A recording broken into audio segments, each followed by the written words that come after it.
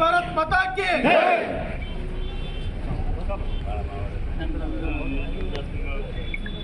ಬಾರಿ ಸರ್ ಬಾಗೋಡ ಬರ್ತದಪ್ಪ ಹೊರಗಡೆ ಟಾಟೇಂದ್ರಿ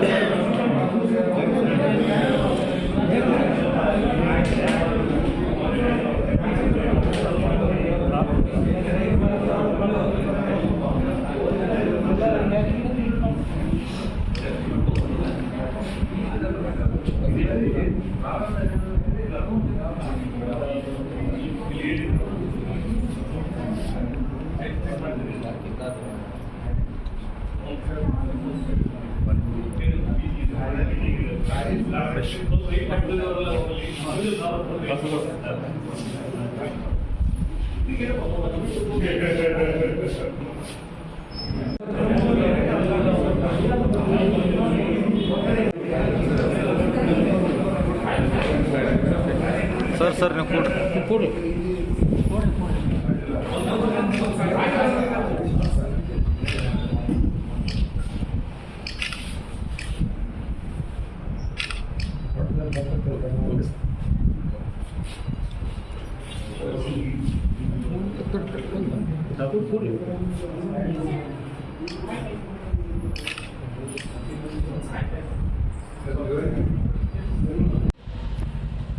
okay sir.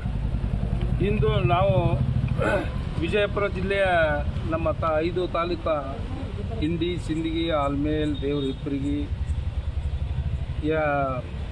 X paramilitary ಬಗೆವಾಡಿ, X paramilitary ಕಡೆಯಿಂದ ಎಕ್ಸ್ ಪ್ಯಾರಾಮಿಲಿಟ್ರಿ ಮತ್ತು ಎಕ್ಸ್ ಪ್ಯಾರಾಮಿಲಿಟ್ರಿ ವಿಡೋರ್ ಕಡೆಯಿಂದ ಮಾನ್ಯ DC ಸಾಹೇಬ್ರ ಕಡೆ ಒಂದು ಮನವಿ ತೊಗೊಂಡು ಬಂದಿದ್ವಿ ನಾವು. ಮನವಿ ಅಂದರೆ ಏನು? ಮನವಿ ಸುಮಾರು ನಾವು BSF, CRP, ITBP, SSB, Assam rifle, CISF ಈ ಎಲ್ಲ ಎಕ್ಸ್ ಪ್ಯಾರಾಮಿಲಿಟ್ರಿಯ ಮಾಜಿ ಸೈನಿಕರು ಮತ್ತು ವಿಧವೆಯರ ವತಿಯಿಂದ ಜಿಲ್ಲಾಧಿಕಾರಿ ಸಾಹೇಬರಿಗೆ ಒಂದು ಮನವಿ ತಗೊಂಡು ಬಂದು, ಆ ಮನವಿಯಲ್ಲಿ ನಾವು ಒಂದು 2 ಪಾಯಿಂಟ್ ಅವ್ರಿಗೆ ವಿನಂತಿ ಮಾಡಿಕೊಂಡಿದ್ದು ಏನು ಅಂದರೆ, ನಮಗೆ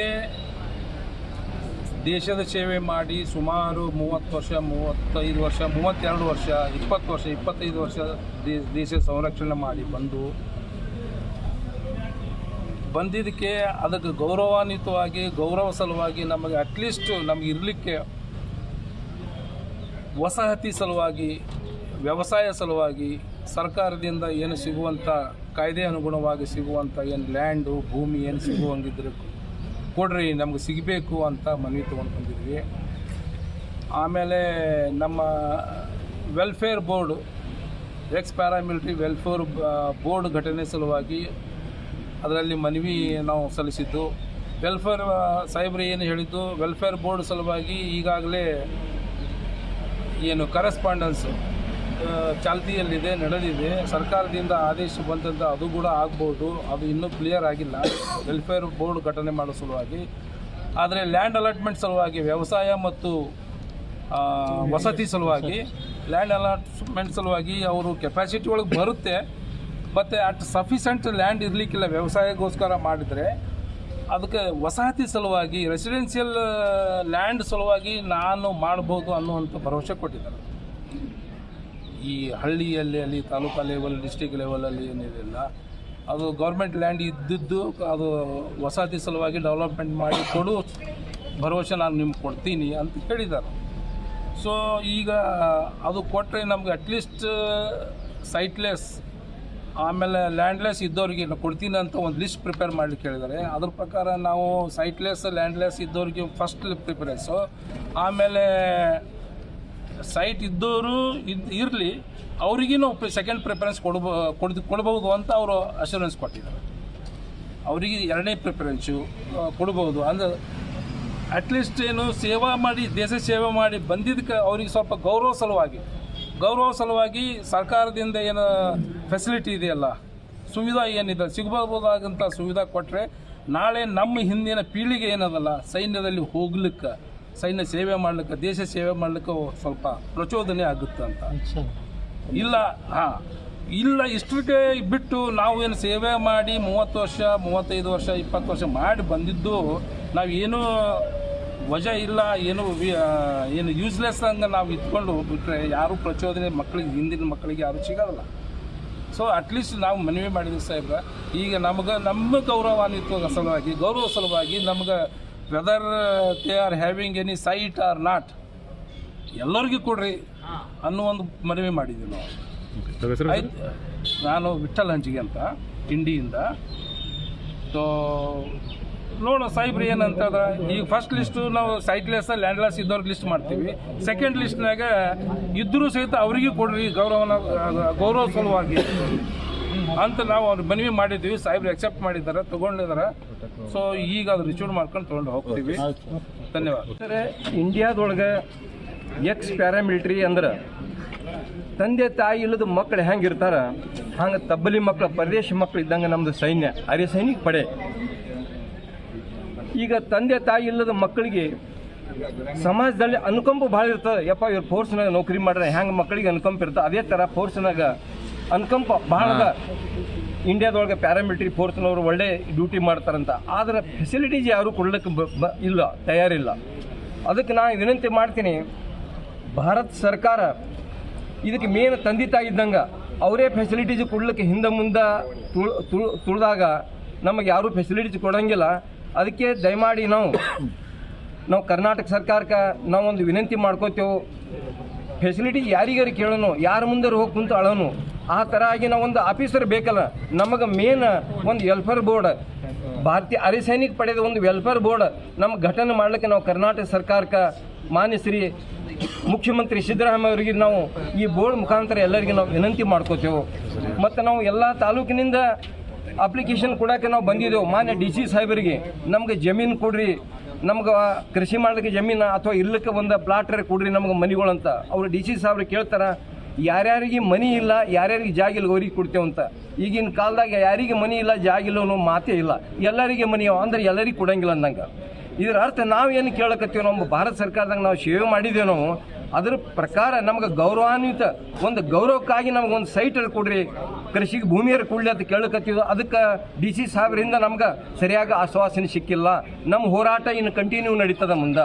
ಇದೇ ನಾವೊಂದು ನನ್ನ ಹೆಸರು CS ಭಾಗವಾನ್ ಇಂಡಿ ಸರ್. ನಮ್ದು ಇಂದು ಮಾನ್ಯ ಜಿಲ್ಲಾಧಿಕಾರಿಗಳಿಗೆ ಒಂದು ಮನವಿಯನ್ನು ಸಲ್ಲಿಸಲಿಕ್ಕೆ ಬಂದಿದ್ದೇವೆ. ವಿಜಯಪುರ ಜಿಲ್ಲೆಯ ಎಲ್ಲ ಪ್ಯಾರಾಮಿಲಿಟರಿ ಮಾಜಿ ಸೈನಿಕರು ಇವತ್ತು ಸರ್ಕಾರಕ್ಕೆ ಸುಮಾರು ವರ್ಷಗಳಿಂದ ಮನವಿ ಸಲ್ಲಿಸ್ತಾ ಬಂದಿದ್ದಾರೆ. ಆ ಮನವಿಗೆ ಇದುವರೆಗೂ ಯಾವುದೇ ರೀತಿ ಸಕಾರಾತ್ಮಕವಾಗಿ ಕಾರ್ಯಯೋಜನೆ ಆಗೇ ಇಲ್ಲ.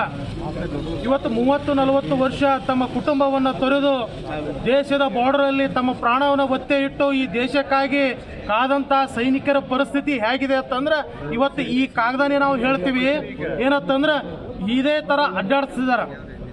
ಇದುವರೆಗೂ ಒಂದು ಸಕ್ರಿಯವಾಗಿ ಒಂದು ಯೋಜನೆ ರೈತರಿಗಾಗಿರ್ಬೋದು, ಈ ದೇಶದ ಸೈನಿಕರಿಗೆ ಆಗಿರ್ಬೋದು, ಕಚೇರಿ ಅಲೆದಾಡಿಸಿದ್ರೆ ಮುಂದಿನ ದಿನಮಾನಗಳಲ್ಲಿ ಸೈನಿಕ ಆಗಲಿಕ್ಕೆ ಯುವಕರು ಹಿಂದೇಟು ಹಾಕುವಂಥ ಸ್ಥಿತಿ ಬರ್ತೈತಿ. ದೇಶವನ್ನು ಕಾಯೋರು ಯಾರು? ಈ ಥರ ವರ್ಷಾನುಗಟ್ಟಲೆ ಅಡ್ಡಾಡಿಸಿದ್ರೆ ನಾವು ಕೇಳ್ತಾ ಇರೋದೇನಪ್ಪ ಅಂದ್ರೆ ಯಾರು ಈ ದೇಶಕ್ಕಾಗಿ ಸೇವೆ ಸಲ್ಲಿಸಿ ಬಂದಿದ್ದಾರೆ, ಏನಪ್ಪ ಅಂದ್ರೆ ಪ್ಯಾರಾಮಿಲಿಟರಿ ಆಗಿರ್ಬೋದು, ಮಿಲಿಟರಿಯವರಾಗಿರ್ಬೋದು, ಮಾಜಿ ಸೈನಿಕರಿಗೆ ಅವರಿಗೆ ಒಂದು ಗೌರವಾರ್ಥವಾಗಿ ಒಂದು ನಿವೇಶನ ಹಂಚಿಕೆ ಕೊಡ್ರಿ ಮತ್ತು ವಸತಿ ಯೋಜನೆ ಅಡಿಯಲ್ಲಿ ಅವರಿಗೆ ಗೌರವಾರ್ಥವಾಗಿ ಒಂದು ಮನೆ ಕಟ್ಟಿಸ್ಕೊಡಿ ಅಂತ ನಾವು ಕೇಳ್ತಾ ಇದ್ದೀವಿ. ನೀವು ಸರ್ಕಾರದಿಂದ ಕಟ್ಟಿಸ್ಕೊಡಕ್ಕಾಗಲ್ಲ ಅಂದ್ರೆ ಏನು ಬಾಂಗ್ಲಾ ವಲಸಿಗರಿಗೆ ನೀವು ಮನೆ ಕಟ್ಟಿಸ್ಕೊಡ್ತೀರಿ?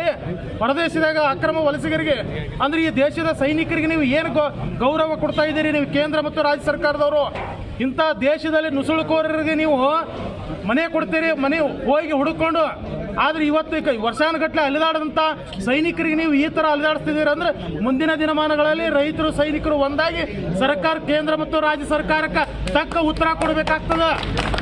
ನೀವು ಸೈನಿಕರಿಗೆ ಒಂದು ಕಲ್ಯಾಣ ಯೋಜನೆಯನ್ನ ತರಕ ಆಗ್ತಾ ಇಲ್ವಾ? ನಿಮ್ಗ ಒಂದು ನಿವೇಶನ ಹಂಚಿಕೆ ಮಾಡಕ್ ಆಗ್ತಾ ಇಲ್ವಾ?